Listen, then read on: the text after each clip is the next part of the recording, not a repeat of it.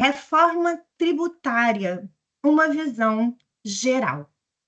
Eu devo dizer a vocês que eu faço parte do grupo dos negacionistas. Então, até pouco tempo atrás, eu não estava acreditando que essa reforma fosse sair do papel. Então, a gente teve lá a emenda constitucional que saiu em 2023, e apesar dela, eu falei assim: não, acho que não sai. Mas agora, em janeiro de 2025, saiu a lei complementar. E agora temos que enfrentar a reforma tributária. Será que a reforma tributária, para mim, eu sou do RH, eu sou do financeiro, eu sou do administrativo. Gente, a reforma tributária é um tema de todos e para todos. A reforma tributária, ela traz uma transformação profunda na cultura e nas operações, eu diria que de todas as áreas. Umas menos, outras mais, mas todas serão impactadas. Independente de qualquer coisa, todos nós somos consumidores. E por isso a reforma, ela também nos impacta diretamente como consumidores que somos. Primeiro, eu acho importante a gente entender um pouquinho de como hoje funciona a tributação no Brasil. Então, hoje, a gente tem as bases de incidência que são patrimônio, renda e proventos, consumo, folha de pagamento e operações financeiras.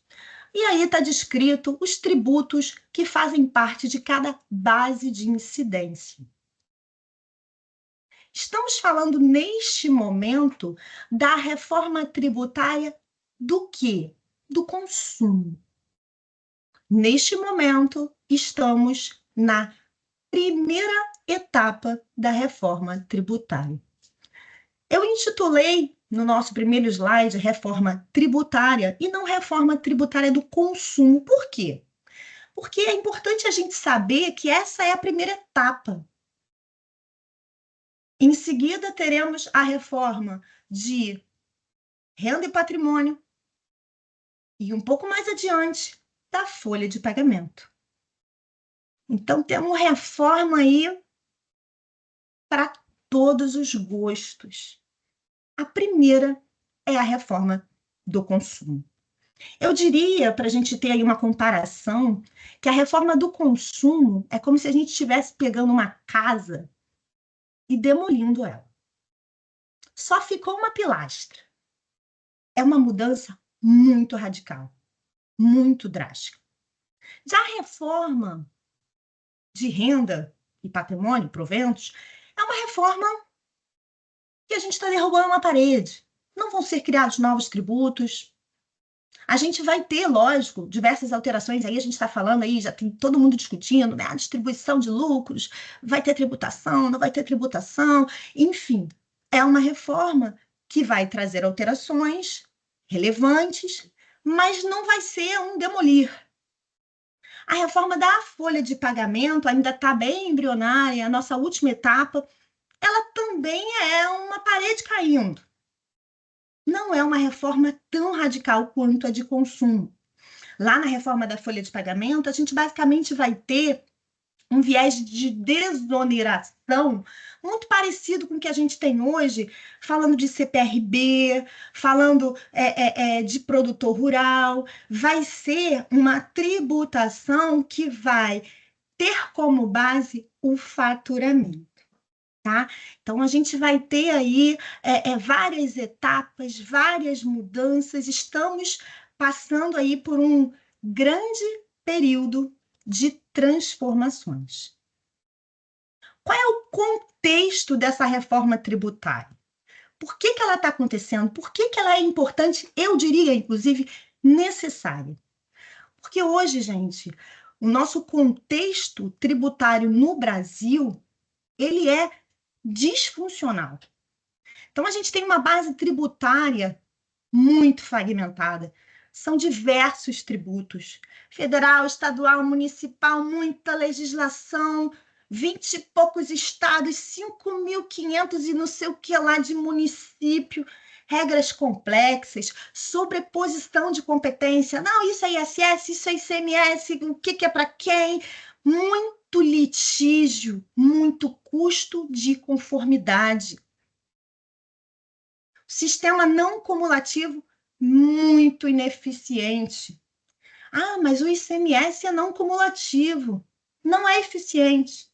Não tem crédito de bem em consumo, tem diversas possibilidades aí de estornos.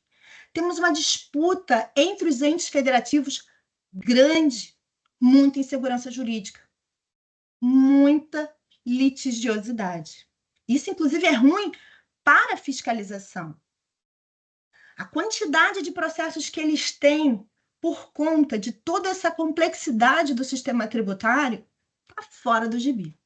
Então, para que vem a reforma? Para simplificar, para unificar os tributos, para reduzir os custos de conformidade, pelo menos é o que se espera lá em 2033. Nesse momento, o negócio vai ficar tenso, mas lá em 2033, quando tudo estiver implementado, a nossa expectativa é de que haja um menor custo de conformidade. Neutralidade econômica, segurança jurídica e harmonização entre os entes federativos. O que acontece exatamente? Então, lá no início, a gente disse que reforma do consumo e temos 5 tributos hoje que estão relacionados ao consumo: PIS, COFINS, ICMS, ISS e IPI. São esses que mudam, são esses que se alteram. PIS e COFINS sai, entra CBS, Contribuição sobre Bens e Serviços. ICMS e ISS sai de cena, entra o IBS, Imposto sobre Bens e Serviços. E o IPI, ele quase sai de cena, ele fica aí com uma tributação a zero, exceto para aqueles que produzem produtos que também são produzidos na Zona Franca de Manaus. E entra o nosso imposto seletivo. CBS e IBS, apelidado de IVA dual. Imposto seletivo, apelidado de... E vai falar imposto do pecado. Tá? Tudo bem até aí? Todo mundo junto? Rei na paz? Então tá ótimo. IVA dual, IBS e CBS. Vamos falar um pouquinho sobre as características do IVA dual, para a gente entender um pouco como é que ele vai funcionar. Primeira informação relevante é de que a gente vai ter uma legislação única. Então, temos uma legislação que vai ter as regras a serem observadas para o IBS e para o CBS. Então, nisso aí, a gente tem um ganho muito grande. Assim, hoje, a quantidade de legislação que a gente tem para cada estado, para cada município, para cada atividade, muito complexo. Então, ponto positivo da reforma nesse sentido. Teremos a não cumulatividade plena, que permite aí um crédito amplo em todas as etapas da cadeia. A tributação, ela passa a ser no destino. O imposto é devido onde ocorre o consumo. Então, isso já muda bastante a maneira como a gente enxerga as operações. A exemplo, hoje o ISS, a regra dele ele é devido no local de estabelecimento da empresa, exceção no local de prestação. Agora, inverteu o jogo. Regra, local do destino. E aí a gente tem algumas particularidades. Adquirente ou destinatário final. Existe aí algumas particularidades, mas aí vamos ter como regra para a gente entender, é o destino. Não interessa onde esteja o prestador. ou vendedor. Base ampla incide sobre bens, serviços e direitos de forma uniforme. Eu queria parar um pouquinho com vocês para a gente entender um pouquinho sobre fato gerador.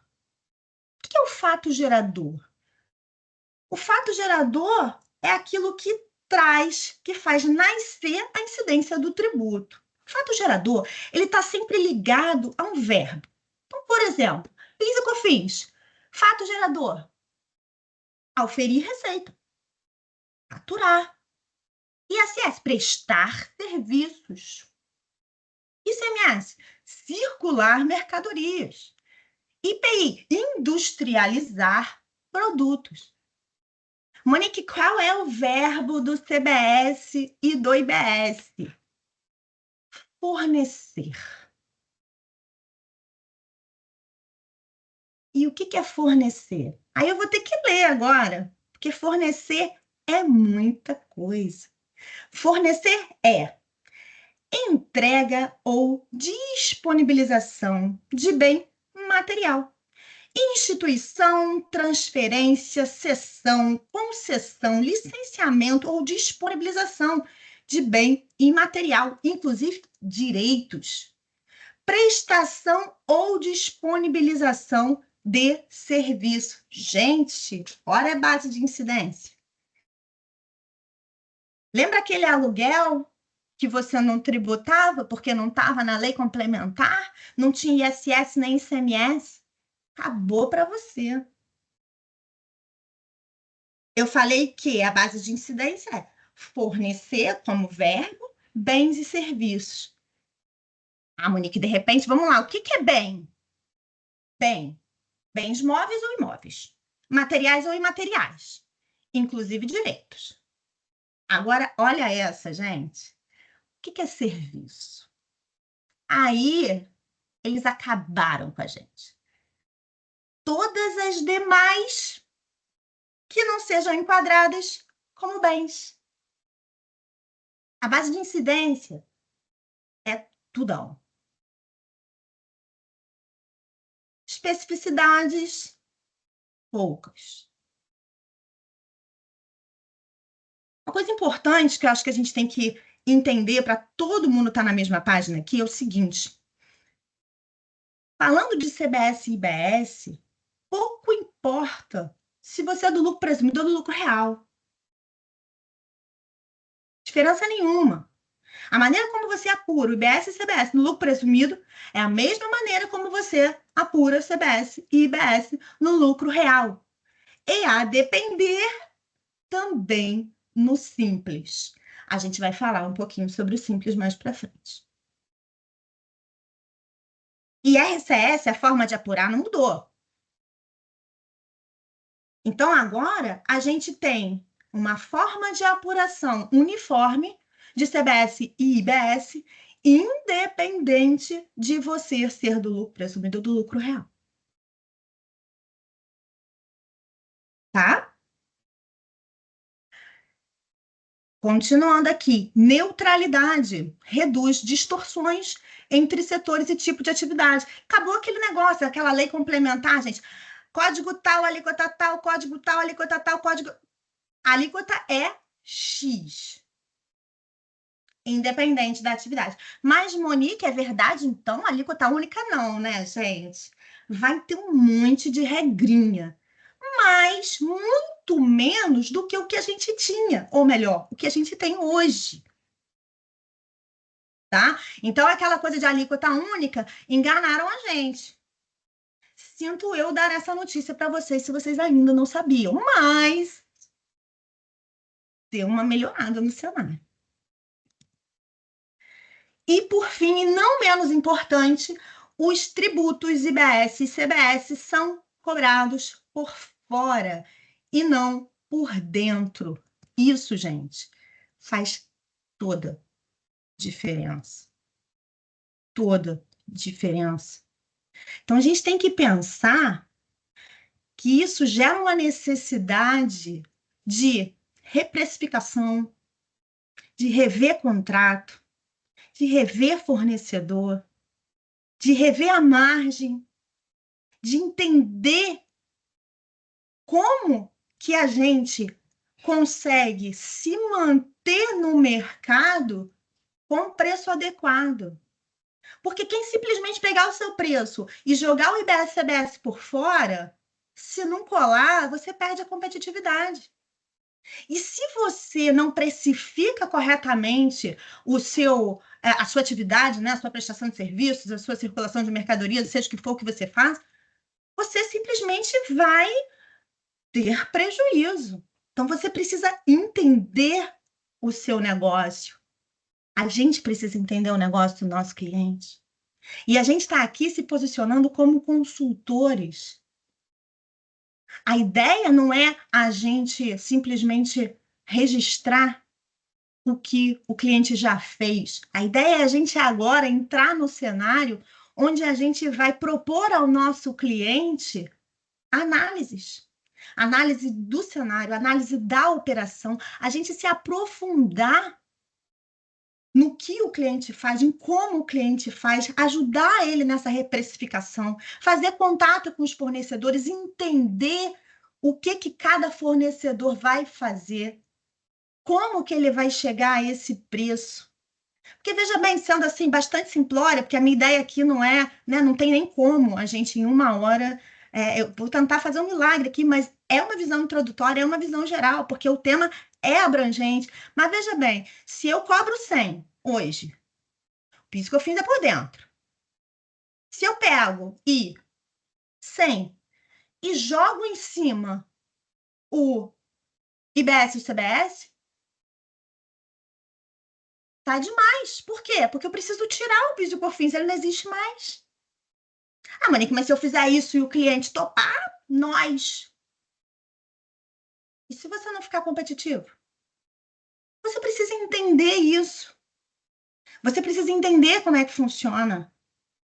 E cada um aqui dos departamentos, em suas funções, a gente contrata serviços. A gente faz compras. E quando a gente comprar, o que você precisa entender? Qual a tributação desse cara? Quanto de crédito ele está te dando? Como é que isso funciona? Será que é melhor a gente trocar? Será que 1.000 do fornecedor A equivale a 1.000 do fornecedor B? Talvez não. Depende de quanto crédito ele está te dando. Isso precisa ser avaliado. E todos nós aqui, em maior ou menor escala, fazemos contratações. Nenhuma dúvida até agora? Ninguém tem nada para falar? Então tá bom. Falando rapidamente aqui sobre o imposto seletivo. O imposto seletivo, ele tem aí um caráter regulatório, tá? Ele visa desestimular o consumo de produtos e serviços que sejam prejudiciais à saúde e ao meio ambiente. Cigarro, bebida alcoólica, bebidas açucaradas, veículos com emissão de poluente. E essa listagem detalhada, ela vai sendo alterada, disponibilizada, entra um, sai outro, tá? Alíquota ainda não temos. A gente tem aí uma previsão aí de 0,25 como um teto, mas isso ainda está rolando. Gente, se vocês pegarem, eu não sei se vocês já pegaram, não me respondam. Se pegar a lei complementar e faz um Ctrl F, joga assim, regular, vê quanta coisa está pendente de regulamentação, acho que é papo de mais de 100 vezes que você vai encontrar a informação de que ainda será regulamentado, de que ainda será regulamentado. Então, assim, já temos muita informação, já temos muita base para estudo, para pesquisa, mas ainda temos muitas informações que ainda serão disponibilizadas e outras tantas que, devo dizer, podem ainda ser modificadas, tá?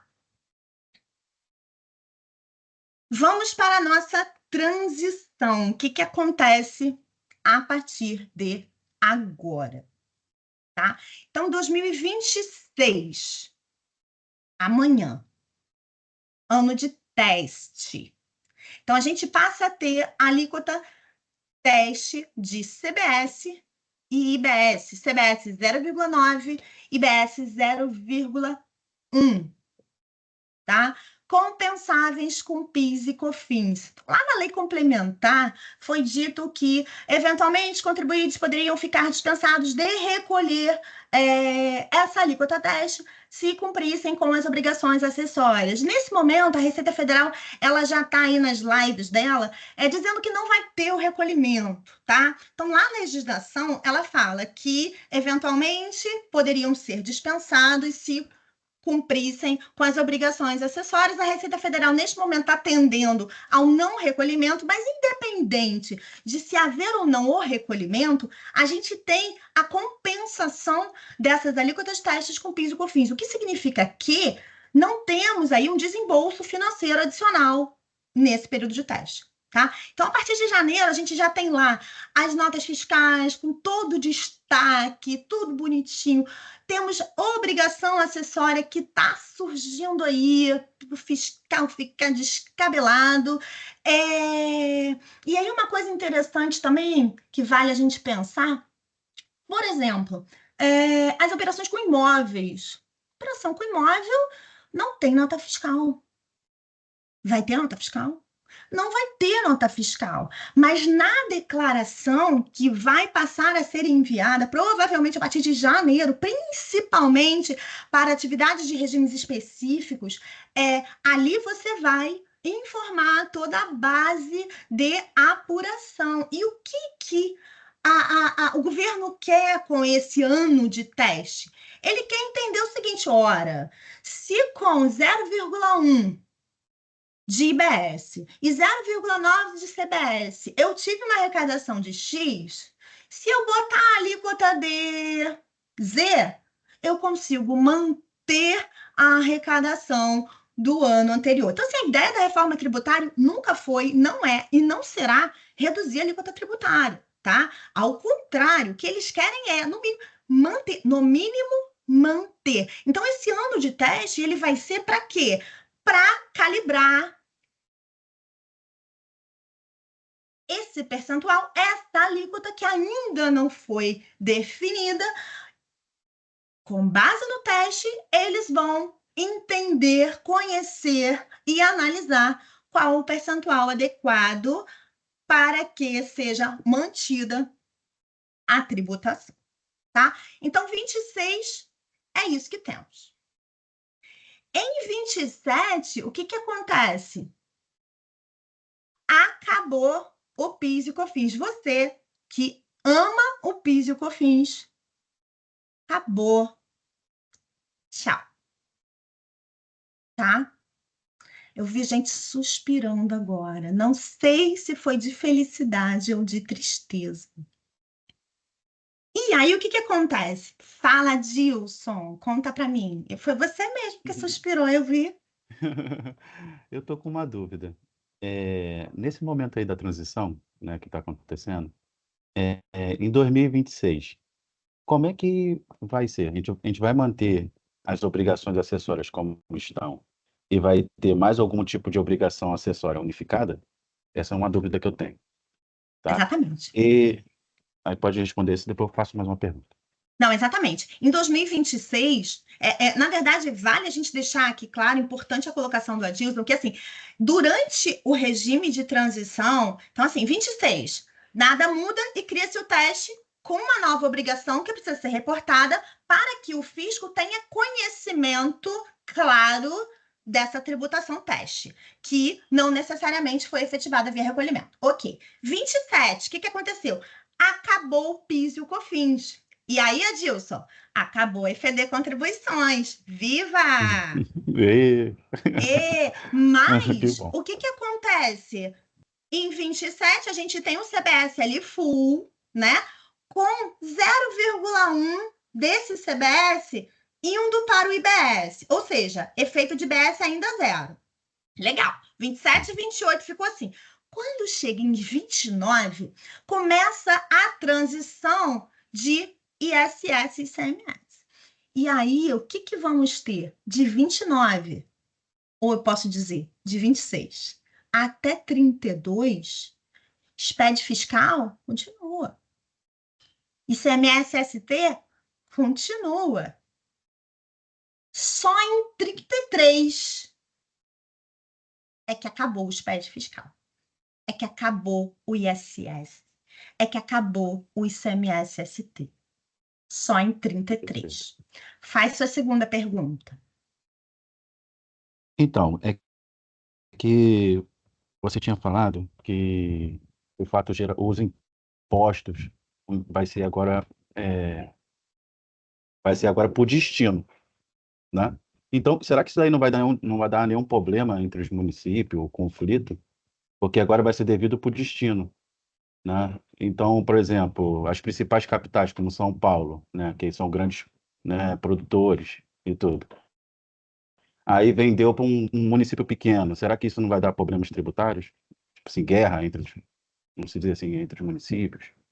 Não, Adilson, a intenção, tá, do governo com a reforma é manter a harmonia. A gente vai torcer para que ela aconteça, mas vale dizer também que o CBS ele é federal, né?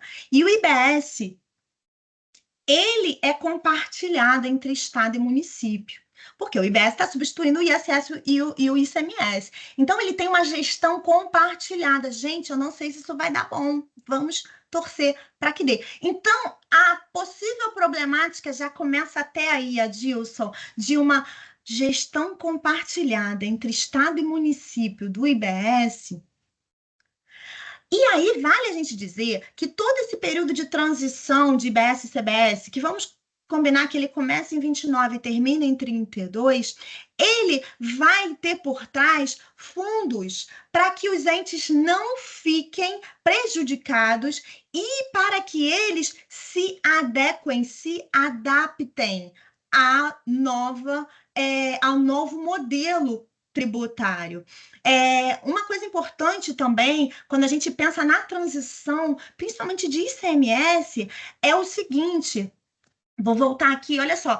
Em 29, quando a gente começa com a transição, né? 29, 10% de IBS, 90% de ICMS, 90% do benefício fiscal que você tinha. Tanto a alíquota, ela vai tendo esse escalonamento, quanto o benefício fiscal também. Então, esse benefício fiscal é outra coisa que também vai causar um reboliço grande, tanto no mercado quanto nos entes. Por quê? Porque o município XYZ, ele tinha uma tributação H, porque ele dava um benefício, esse benefício também vai acabar. E é um desafio, tá? Essa harmonia. Eu tô na torcida. Perfeito, perfeito. Obrigado. Foi? Alguém mais alguma pergunta? Não? Obrigada, Adilson, pela sua participação. Bom, então, 27, acabou o PIS e COFINS, começou o CBS full, tá? IPI, alíquota zero, exceto lá para a Zona Franca, que a gente já comentou, e nós temos a instituição do imposto seletivo. 27 e 28 é isso. Quando chega em 29 até 32, a gente começa a transição de ICMS e ISS, tá? Então, vai aumentando o percentual do IBS e reduzindo o percentual do ICMS e ISS. Quando chega em 2033, se todos nós sobrevivermos, acabou a transição.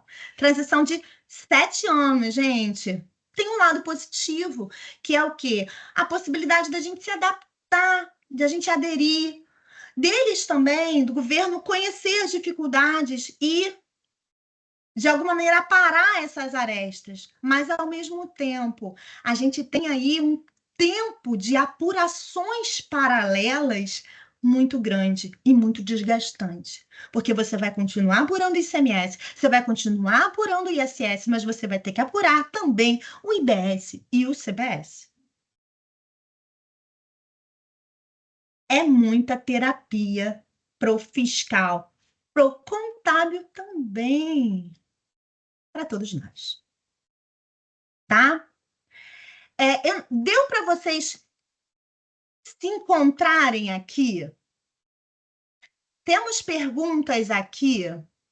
Se vocês não fizerem perguntas, eu vou fazer perguntas para vocês. Já levantei a mão aí já. Fala, Dilson. Você está achando, uma dúvida minha. Grazi, isso. Fala. O SPED, você acha que ele vai ser com a questão dos tributos novos, né? Ele vai ser unificado ou você acha que ele vai ser simplificado e Olha só, criado uma nova obrigação acessória? vai ser uma nova. Então, assim, o SPED fiscal, ele não vai falar de IBS, tá? Ele vai continuar falando do que ele fala. E Não, o SPED em geral, tá? Desculpa. O SPED em geral. Então, na verdade, o que acontece? A obrigação, por exemplo, do SPED fiscal, como a gente conhece ela hoje, ela não vai ter inclusão de informações. A gente vai ter uma outra obrigação onde vai ser reportado o CBS e o IBS. E aí, lá naquele segundo momento, em 2033, o SPED fiscal acaba. Então, assim, essa é a informação que a gente tem. Sobre as obrigações acessórias, ainda se falou pouco, né? Mas a informação que a gente tem no momento é essa. Tá, obrigado. Tá? Por nada, fala Grazi. Em relação aos impostos, né, no caso, por exemplo, em 27 já vai haver extinção do PIS e COFINS, mas a gente sabe que a Receita Federal volta lá no passado de algumas empresas, por exemplo, e lança aí impostos atrasados de, sei lá, 2023, 2024. Como que seria essa parte dessa tributação desse período já extinto? Então, na verdade, essa extinção é de janeiro de 27 para frente. Tá? Então, assim, débitos, cobranças, processos de qualquer tributo eventualmente extinto, PIS e COFINS, ou até outro, vou aqui falar CPMF, eu tenho débito de CPMF e a CPMF foi extinta. Você tem um débito de CPMF. Então, assim, o fato do tributo ser extinto não muda em nada aquilo que já foi constituído, aquilo que já foi confessado, ou, eventualmente, fiscalizações que aconteçam no período de 5 anos. Naquele período de vigência do tributo, ele existe, pode ser cobrado e será cobrado. Então, mas aí, no caso, como que vai ser essa realização do pagamento desse tributo? Ainda vai existir o sistema para que continue fazendo o tributo em separado, mesmo depois de extinto? Sim, porque, na verdade, quando você faz o pagamento, você informa o período de apuração. Então, por hipótese, o COFINS, código 21725856, ele pode e será emitido até o período de apuração 31 de dezembro de 2026. Tempestivamente ou intempestivamente. Agora, a partir de janeiro de 27, se você quiser emitir uma guia de PIS e COFINS, em tese, o sistema não pode deixar, porque ele não existe mais. Obrigada. Tá? Mais alguém? Perguntas? Paulo Vitor, conta para mim. Então, você falou que algumas coisas ainda estão pendentes de regulamentação para ser cobrado o imposto. Essas coisas vão ter uma alíquota geral, tipo, abrangente até esse imposto se solidificar, ou vai ficar ainda por base da regulamentação antiga? Entendi. Vamos agora, então, falar de alíquotas, Paulo. Gente, eu olhei o relógio agora, preciso correr. Vamos falar de alíquotas. Deixa eu ver se é o meu próximo slide. Que ótimo, viu, Paulo? Então, vamos falar de alíquotas. Olha só, a gente tem a alíquota de referência, tá? Que ela é provisória e vai ser fixada pelo Senado anualmente, tá? Então, 2026, 2027, 2028, até 2032, o Senado, ele vai estar calibrando essa alíquota. E, anualmente, vamos seguir essa resolução. Hoje, a nossa estimativa oficial é de que IBS mais CBS gire aí em torno de 25,5%, 27%, e o mercado está estimando que isso chegue a 30%. Tá? Quando quando chegar lá em 2033, o que vai acontecer? Então, assim, nós temos uma alíquota de referência. Em 2033, é aí que a gente cai para trás. O Estado, o município, ele não é obrigado a seguir a alíquota de referência. Então, vai ter ali um rangezinho que ele vai poder brincar. E aí é que a gente esquece aquela história de alíquota única. Porque, olha só para a gente conseguir... A gente sabe que o IBS e o ICMS é Estado mais município. O Senado deu alíquota de referência de 15%. Ele diz Estado e município. Aí o que acontece? Por hipótese, vou jogar um número qualquer. 10 para o Estado, 5 para o município. O Estado não segue, bota 11. Aí 11 com 5 já ficou 16, não ficou mais 15. Se o município não seguir e o Estado não seguir, eu já criei uma outra alíquota. Então, essas alíquotas, elas vão ter uma flexibilidade a partir de 2033.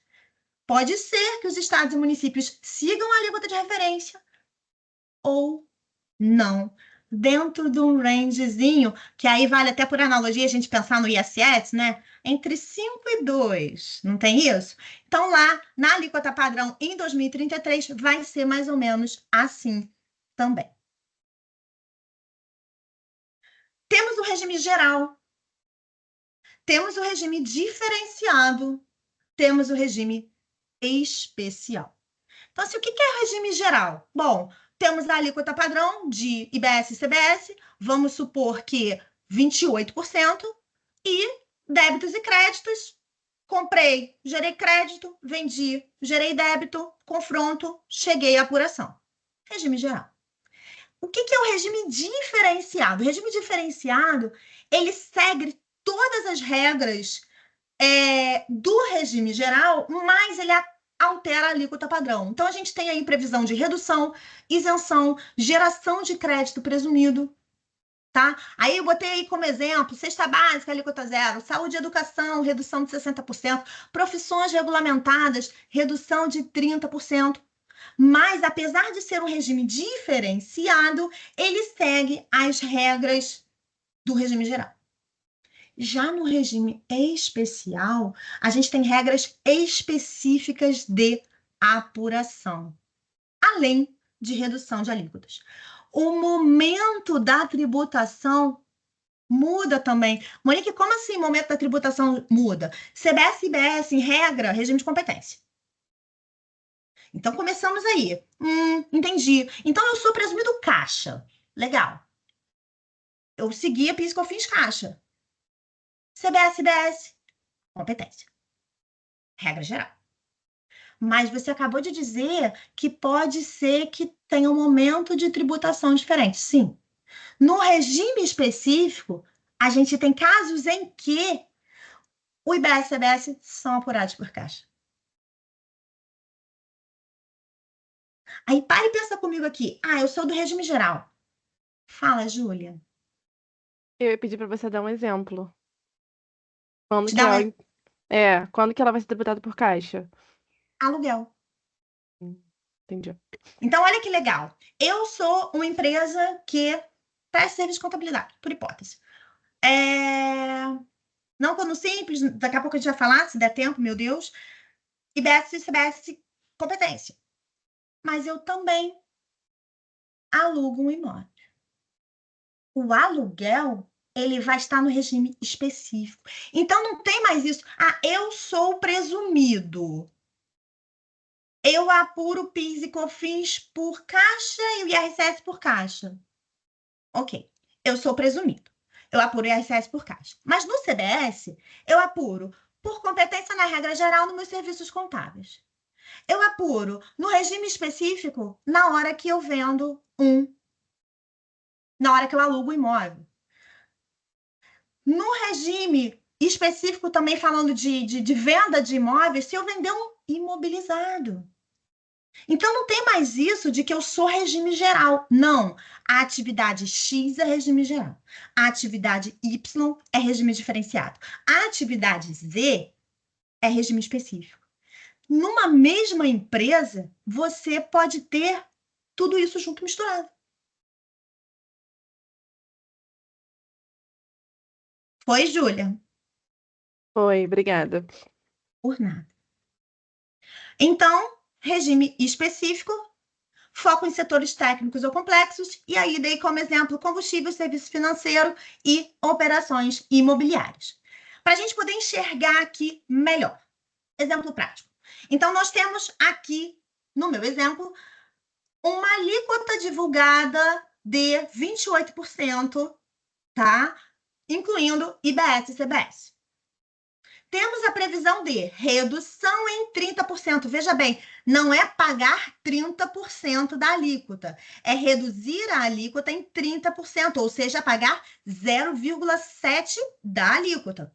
Então, contador, advogado e engenheiro, no nosso exemplo hipotético, considerando uma alíquota de 28% de IBS e CBS, tem direito ao regime diferenciado com redução em 30%, ou seja, paga 0,7% de 28%, paga 19,6%.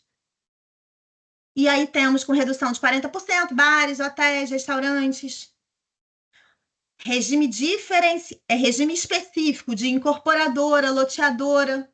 Regime diferenciado, educação, saúde, dispositivos médicos. Temos alíquota zero, cesta básica, medicamentos. Gente, isso aqui não é tudo. Tem redução de 70%, aluguel. Vocês estão achando que é brincadeira? É muita coisa. Foi até aqui alguma pergunta? Não? Seguimos. Extinção do débito. Gente, eu vou correr um pouquinho a partir de agora, porque senão não vai dar para eu falar todo o conteúdo que eu tinha me proposto. E aí, conforme for, a gente marca um segundo encontro, se vocês acharem necessário, para a gente esmiuçar o que eventualmente não tenha ficado tão claro, tá bom? Então, vamos lá. Extinção do débito. O crédito, ele depende da extinção do débito pelo fornecedor. O que significa isso? Bom, eu comprei de um fornecedor, eu tenho lá o preço e o IBS e o CBS, eu paguei a ele, supondo aqui, R$100 foi o preço, 28% de tributos, paguei a ele o valor integral. Tenho um crédito, certo? Eu tenho um crédito de 28. Eu só posso usar esse crédito se o meu fornecedor pagar. Mas como assim, Monique? Eu vou virar fiscal? Eu vou cobrar o governo? Sim, vai. É isso. Mas, Monique, aí a gente está falando daquele negócio que eu ouvi, né? Split payment. Exatamente isso. Neste momento, logicamente, ainda não está implementado. Vamos supor que estamos em 2027, janeirão, e precisamos já começar, de fato, com o recolhimento do CBS. E o governo ainda não disponibilizou o split payment e nem a possibilidade de pagamento pelo adquirente. O que vai acontecer? O crédito vai ser tomado pela nota fiscal. Tá? Então, enquanto o governo não disponibilizar o split payment e o pagamento pelo adquirente, o crédito vai ser tomado pela nota fiscal. A partir do momento em que seja disponibilizado o split payment e o pagamento pelo adquirente, aí o negócio muda de figura. Então, vamos falar um pouquinho sobre isso. Então, extinção do débito, a regra é, para eu usar o crédito daquilo que eu comprei, eu preciso que o meu fornecedor tenha pago. E eu vou ter formas de fazer com que ele pague, porque me interessa esse crédito. Pagamento pelo contribuinte, compensação com créditos, esse confronto que a gente falou. A gente tem o pagamento pelo adquirente, que é uma modalidade que vai lembrar muito, tá? Com regras específicas, mas vai lembrar muito a retenção. É como se eu fosse reter e pagar os 28% nessa alíquota hipotética. E o split payment, que é o quê? Uma divisão entre o que vai para minha conta e o que vai direto para o governo. Então, no meu exemplo hipotético, R$ 100 é o preço, 28 o IBS e CBS, 128. Emiti lá a minha nota fiscal, fiz os destaques, fiz o boleto. Na hora que o meu cliente pagar, quanto que vai entrar na minha conta? 100. E 28 vai direto para o governo. E aí o financeiro vai falar, gente, não entrou 128, tinha que entrar 128, entrou 100. 28 já é crédito. 28 já foi direto, já é crédito. 28 já foi diretamente descontado. E foi para o governo.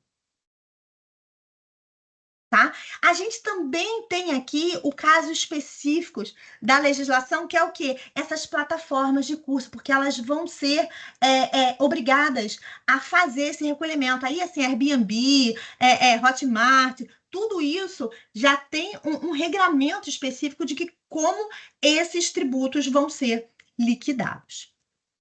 Falando um pouquinho mais sobre o split payment. Então, nós temos aí a previsão de 3 modelos de split payment, tá? O super inteligente, que ele é completo e online. O que vai acontecer? O sistema de pagamento, ele vai consultar as bases do governo e vai reter a diferença líquida entre o débito do fornecedor e o crédito do adquirente.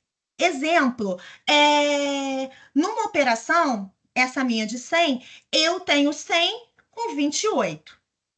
Na hora que o meu cliente optar pelo split payment, ele vai descontar, reter os 28 de mim. Se tiver no super inteligente, o sistema mesmo vai enxergar que eu já tenho crédito por hipótese de 10. Porque eu comprei material de limpeza, porque eu comprei material de escritório, porque eu contratei o serviço XYZ. E aí ele vai reter de mim quanto? A diferença entre esse valor que está destacado e aquilo de crédito que eu já tenho disponível. Esse é o super inteligente. Gente, fala para mim, vai funcionar? O sistema vai acessar ou vai ficar offline? A véia do Gov, conta para mim. Como é que vai ser isso? Sabemos, mas muito interessante, né? Se funcionar certinho assim.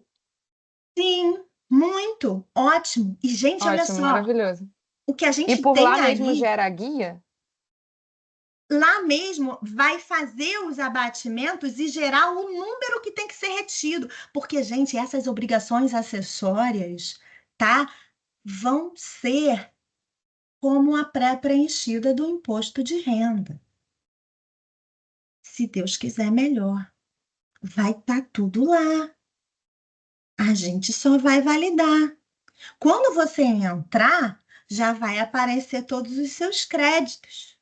Já vai aparecer. Por isso que a nota fiscal ela está no modelo unificado.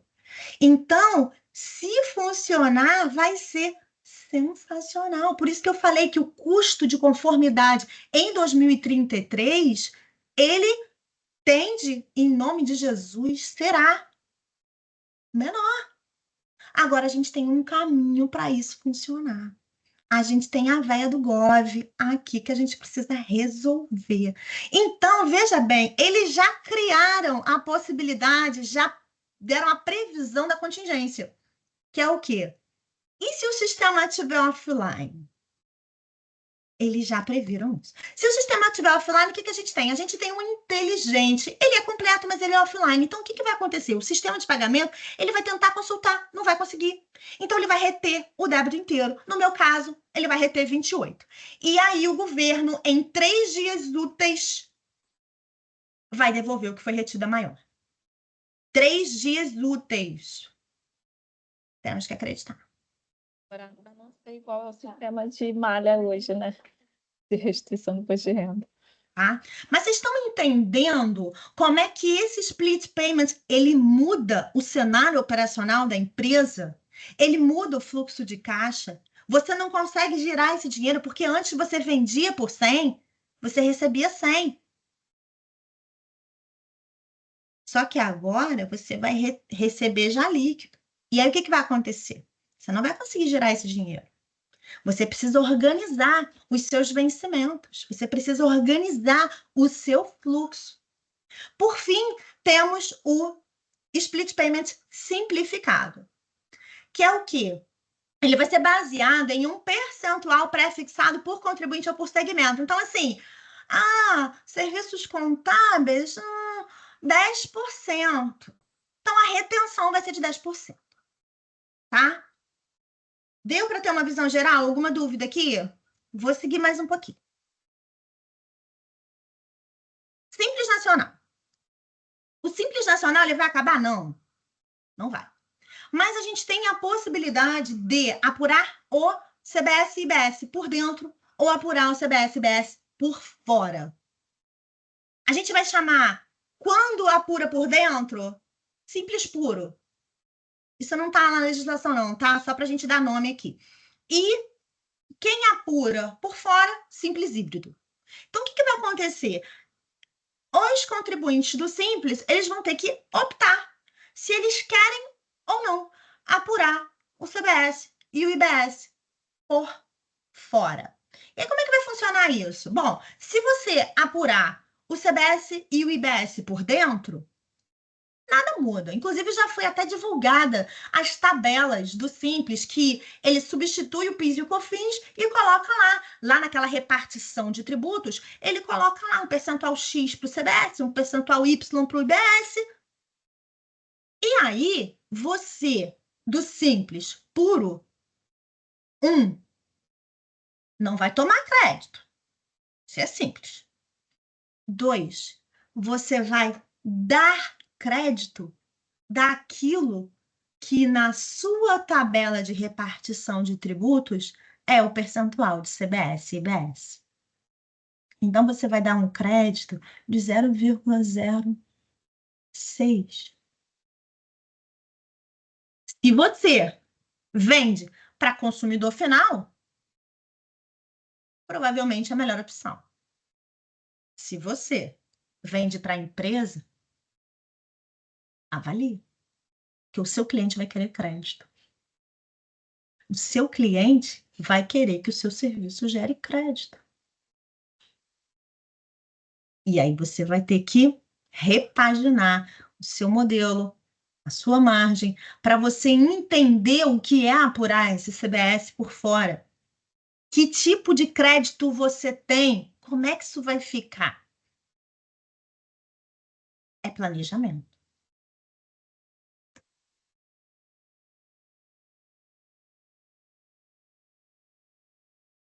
Seguindo mais um pouco. Botei um exemplo prático aqui rapidinho. Ó, empresa do Simples Nacional. Hoje, o que a gente tem? 10 mil na mercadoria. Vamos pensar que a gente tem aí nesses 10 mil, R$50, que é o ICMS, na repartição de tributos do Simples, e a gente tem R$70, que é o PIS e COFINS. O que acontece quando eu vendo essa mercadoria para uma empresa do lucro real? O crédito do ICMS, a gente bem sabe que é aquele destacado na nota. Mas o PIS e COFINS é 9,25 em cima de 10. É isso que a gente vive hoje. E como é que fica depois da reforma? O destaque do ICMS é o destaque do IBS. Nada mudou aqui. Mas olha o que acontece com o crédito de CBS. O crédito foi reduzido em R$855. Conta para mim, o meu cliente que apura IBS e CBS, que é contribuinte, ele vai querer? Esse caso aí são simples por dentro, isso? Esse aqui é o simples puro, ou seja, eu estou mostrando o seguinte, Simples isso aqui puro. é hoje, Uhum, como é que funciona hoje, e se eu sim. for simples puro, é isso aqui que eu vou dar para o meu cliente. Uhum. E o único regime que pode tem a opção de fazer por dentro ou por fora é simples. É o simples. Entendi. Existem algumas atividades que vão ter um período de transição, tá?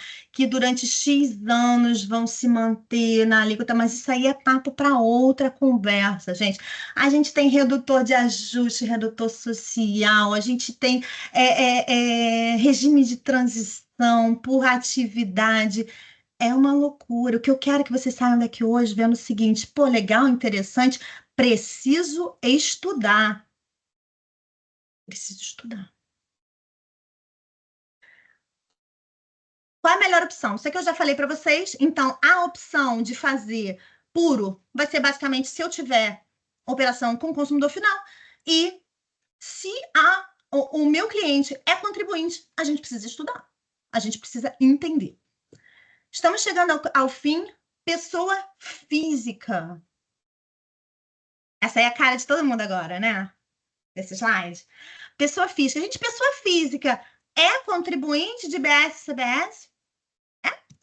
Então, vamos lá, bem interessante. O contribuinte do BS-CBS é quem exerce atividade econômica com habitualidade e intuito de lucro, ainda que pessoa física. Profissional autônomo? Sim, 30%. Monique, mas o Carnê-Leão continua? Sim, gente, estamos diante de reforma de imposto de renda?